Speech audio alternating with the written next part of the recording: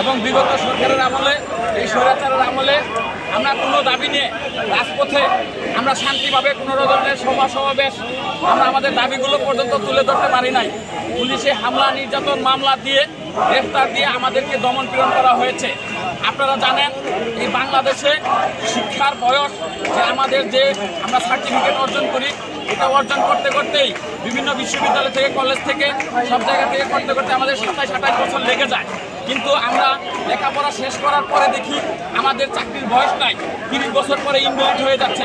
আপনারাই বলেন এই 27-28 বছর ধরে লক্ষ লক্ষ টাকা খরচ করে এই মধ্যবিত্ত নিম্ন মধ্যবিত্ত ঘরের লোকজন গরিব মায়ের এই লোন করা টাকা ধারের টাকা সব কিছু দিয়ে এত কিছু দিয়ে যখন রক্তদান সার্টিফিকেট অর্জন করি তখন সেই সার্টিফিকেটকে ইনভ্যালিড করে দেওয়া হয়, তখন আমি মানুষটিকে হত্যা করার চাইতেও কাজেই আমি জানি আমরা বলতে চাই আগামী বিশ্বের সাথে তাল মিলিয়ে চলতে হলে আমাদের বয়স সীমার বাধাটা উন্মুক্ত করে দেওয়া দরকার।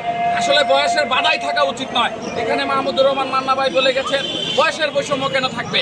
যদি কর্মক্ষমতা থাকে, সার্টিফিকেট থাকে, তার দক্ষতা অনুযায়ী সে চাকরিতে প্রবেশ করবে। এবং আন্তর্জাতিক মানদণ্ড অনুযায়ী যদি আপনারা দেখেন সৌদি আরবে আমরা যাই সেখানে 55 বছর পর্যন্ত আছে, মালয়েশিয়ায় আমরা যাই 55 বছর পর্যন্ত আবেদন করা যায়, এবং কানাডা যুক্তরাষ্ট্র সহ উন্নত বিশ্বেরগুলা আপনি মরার আগ পর্যন্ত আগের দিন পর্যন্ত আপনি চাকরিতে প্রবেশ করতে পারবেন। তাহলে তারা যদি উন্নত হইতে পারে, তারা যদি বয়সের বাধাটাকে উন্নত করে দিতে পারে, তাহলে আমরা কেন পারছি না?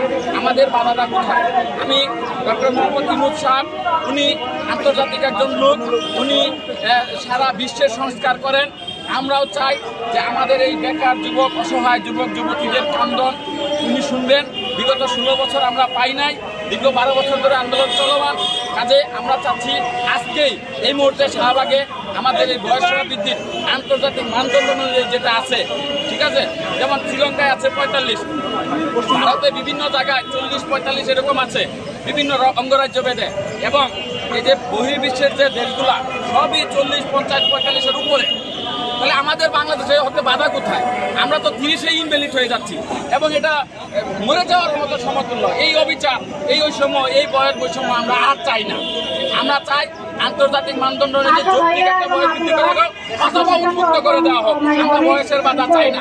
আমাদের এই কর্মক্ষম হাতগুলো, আমাদের ভাইয়ের হাতগুলো, বোনের হাতগুলো আমরা কাজে লাগিয়ে, মেধা যোগ্যতার সঙ্গে কাজে লাগিয়ে বিদেশ থেকে উচ্চতর ডিগ্রি আনার পরেও যেন বাংলাদেশে কাজ করে আমরা খেতে পারি, সেই প্রত্যাশা রেখে সেই বাধাটাকে উন্মুক্ত করে দেওয়া হোক, এই আশাবাদ ব্যক্ত রেখে আমি আমার কথা শেষ করছি।